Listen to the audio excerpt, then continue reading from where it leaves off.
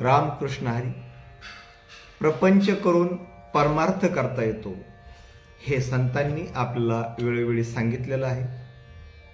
समर्थ रामदास म्हणतात, प्रपंच करावा नेटका, परमार्थ करावा विवेका. आणि हा प्रपंच करता करता परमार्थ चांगला करावा.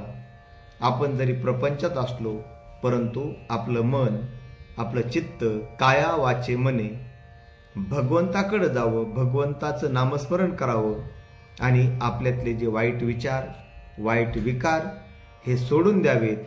आणि मग सोडून द्यायचंच असेल तर हे वाईट विचार, वाईट विकार सोडून द्या.